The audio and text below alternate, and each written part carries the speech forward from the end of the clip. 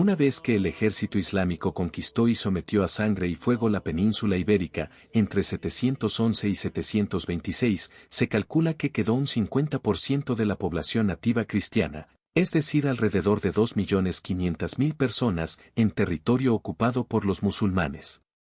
Los invasores, por otro lado, que no eran más de 50.000, pasaron a ser la minoría gobernante.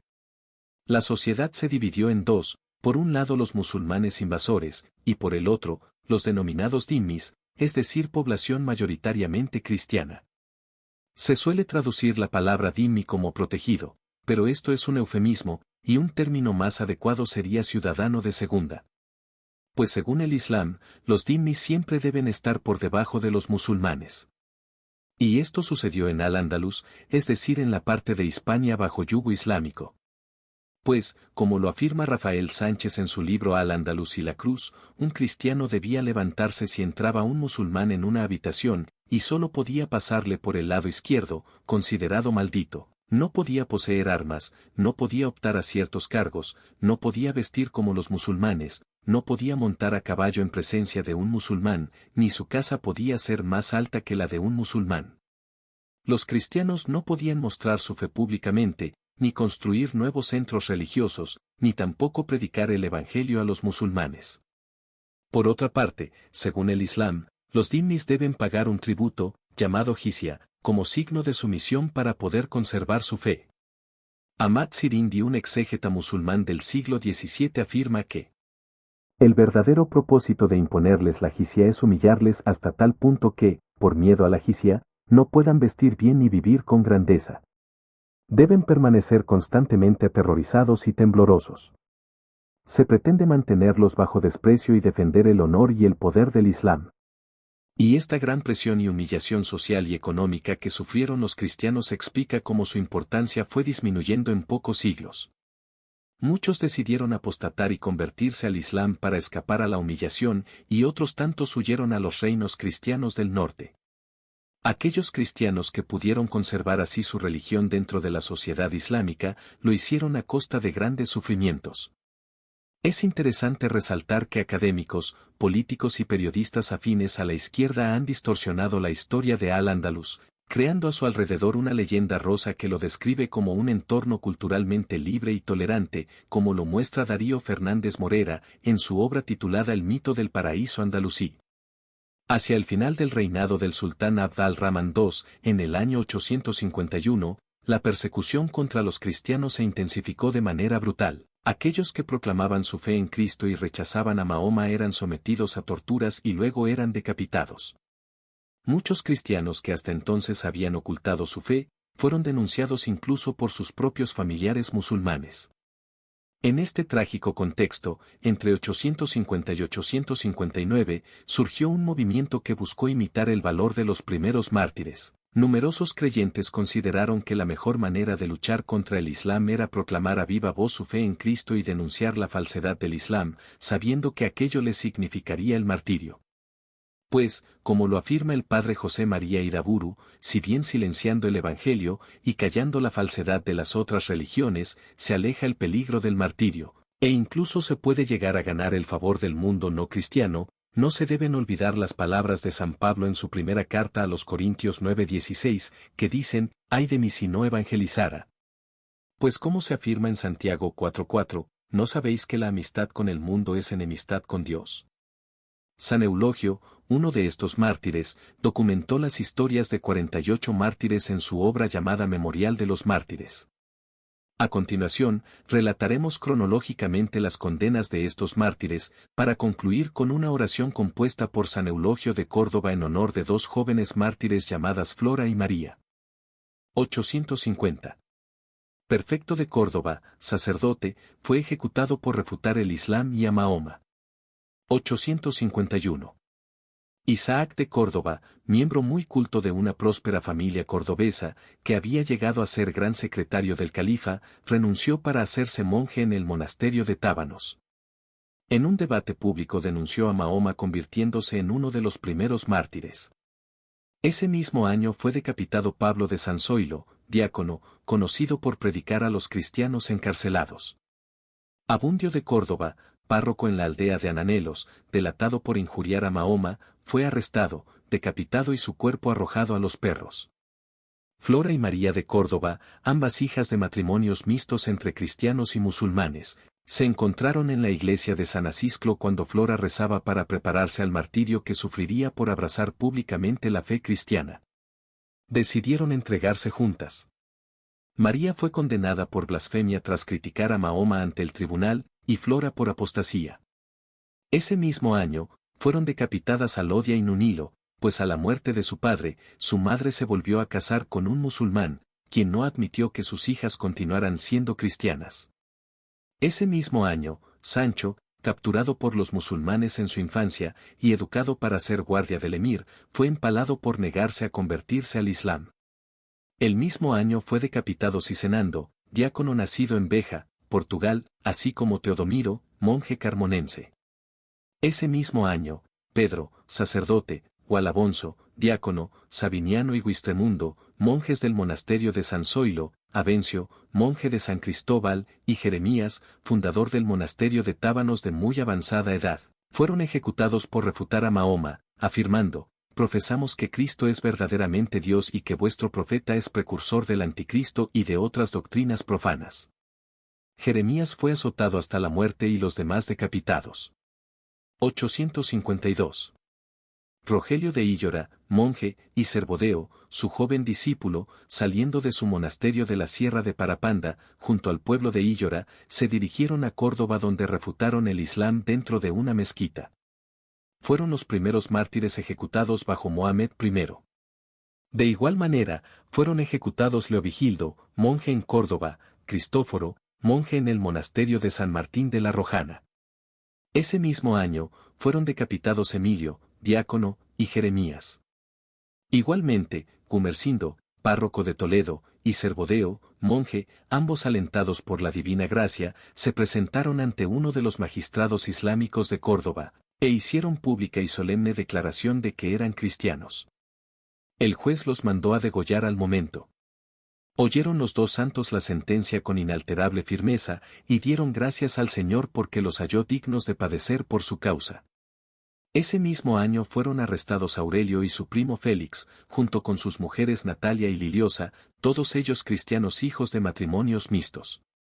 Junto con ellos fue arrestado Jorge, un monje palestino, rechazaron abandonar el cristianismo y refutaron valientemente el Islam, diciendo: cualquier culto que niegue la divinidad de Cristo, no profese la existencia de la Santísima Trinidad, refute el bautismo, difame a los cristianos y derogue el sacerdocio, lo consideramos maldito.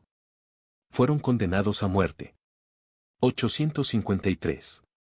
Columba, Digna, Félix, y Anastasio, todos religiosos en el monasterio de Tábanos, fueron ejecutados por refutar públicamente el mahometismo. Benilde de Córdoba, inspirada por el ejemplo de Anastasio, refutó públicamente el Islam al día siguiente de la muerte de éste. Fue ejecutada y quemada y sus cenizas fueron arrojadas al Guadalquivir. Ese mismo año, Fandila, sacerdote, siguiendo el ejemplo de los primeros mártires, desafió a las autoridades islámicas defendiendo la doctrina cristiana y mostrando la verdad del Evangelio. Acusó a Mahoma de ser un falso profeta y refutó el Islam como falsa religión, por lo que fue condenado por el emir a morir cruelmente degollado y colgado a la orilla del río. Tras ser quemado, sus cenizas fueron arrojadas al Guadalquivir para evitar así que los cristianos pudieran enterrarlo. 855. Amador de Tuxi, sacerdote de Martos, junto con un monje llamado Pedro y un laico llamado Ludovico fueron ejecutados por criticar el Islam. Ese mismo año fue ejecutado Sandila por el mismo motivo, así como Vitecindo, laico que se había convertido al Islam pero que se retractó. 856. Argimiro, censor del emir Mohamed I, perdió su cargo por su fe cristiana y se hizo monje. Tras ser acusado de injurias contra Mahoma y de haber proclamado públicamente la divinidad de Jesús, se le pidió que se retractase y abrazara el Islam, lo que rechazó, siendo ejecutado en 856. Áurea de Córdoba, hija de padres musulmanes, se convirtió al cristianismo tras enviudar y se hizo monja en Cuteclara. Fue denunciada por parientes musulmanes, bajo presión, renunció al cristianismo. Sin embargo, se arrepintió y volvió a la fe verdadera. Fue llevada a juicio por segunda vez, negándose a retractarse en esta ocasión, fue ejecutada. Ese mismo año, fue ejecutado Elías, sacerdote lusitano, junto con los monjes Pablo e Isidoro, discípulos suyos. 857. Pomposa, monja de San Salvador de Peñamelaria, fue decapitada por criticar al Islam. Ese mismo año, Rodrigo, sacerdote, fue denunciado por su hermano musulmán que lo acusó falsamente de haberse convertido al Islam y haberse retractado posteriormente. Fue ejecutado bajo el cargo de apostasía. 859.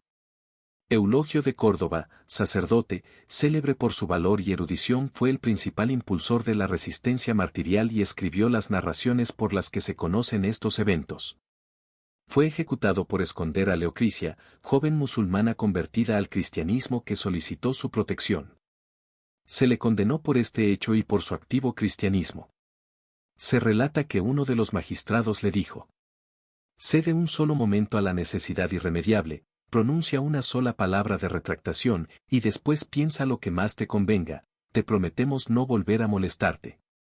A lo que el santo contestó: no puedo ni quiero hacer lo que me propones, si supieseis lo que nos espera a los adoradores de Cristo, no me hablarías entonces como me hablas y te apresurarías a dejar alegremente esos honores mundanos. Y dirigiéndose al tribunal dijo: príncipes, despreciad los placeres de una vida impía, creed en Cristo, verdadero Rey del cielo y de la tierra. Rechazad al profeta. Antes de ser ejecutado, se arrodilló, hizo una breve oración y después de santiguarse fue ejecutado.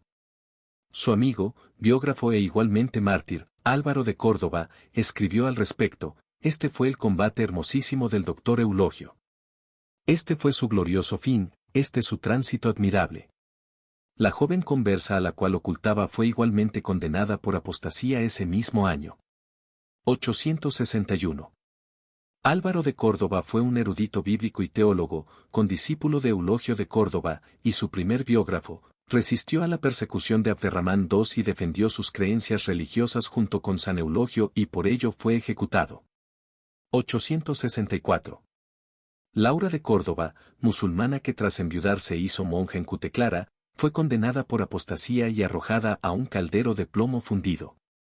Y ahora, a modo de conclusión, escuchemos las palabras de las santas mártires Flora y María, que escribió San Eulogio, y que nos trae, en su excelente artículo sobre el tema, el padre José María Iraburu: Dios omnipotente, verdadero consuelo de los que en ti esperan, remedio seguro de los que te temen y alegría perpetua de los que te aman, inflama, con el fuego de tu amor, nuestro corazón y, con la llama de tu caridad, abraza hasta el fondo de nuestro pecho, para que podamos consumar el comenzado martirio, y así, vivo en nosotras el incendio de tu amor, desaparezca la atracción del pecado y se destruyan los falaces halagos de los vicios. Para que, iluminadas por tu gracia, tengamos el valor de despreciar los deleites del mundo, y amarte, temerte, desearte y buscarte en todo momento, con pureza de intención y con deseo sincero. Danos, Señor, tu ayuda en la tribulación, porque el auxilio humano es ineficaz. Danos fortaleza para luchar en los combates, y míranos propicio desde Sión, de modo que, siguiendo las huellas de tu pasión, podamos beber alegres el cáliz del martirio. Porque tú, Señor, libraste con mano poderosa a tu pueblo, cuando gemía bajo el pesado yugo de Egipto, y deshiciste al faraón y a su ejército en el mar rojo, para gloria de tu nombre.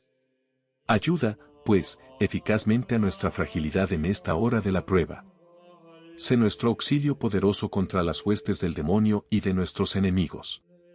Para nuestra defensa, embraza el escudo de tu divinidad y manténnos en la resolución de seguir luchando valientemente por ti hasta la muerte. Así, con nuestra sangre, podremos pagarte la deuda que contrajimos con tu pasión, para que, como tú te dignaste morir por nosotras, también a nosotras nos hagas dignas del martirio. Y, a través de la espada terrena, consigamos evitar los tormentos eternos, y, aligeradas del fardo de la carne, merezcamos llegar felices hasta ti. No le falte tampoco, Señor, al pueblo católico, tu piadoso vigor en las dificultades. Defiende a tu iglesia de la hostigación del perseguidor. Y haz que esa corona, tejida de santidad y castidad, que forman todos tus sacerdotes, tras haber ejercitado limpiamente su ministerio, llegue a la patria celestial.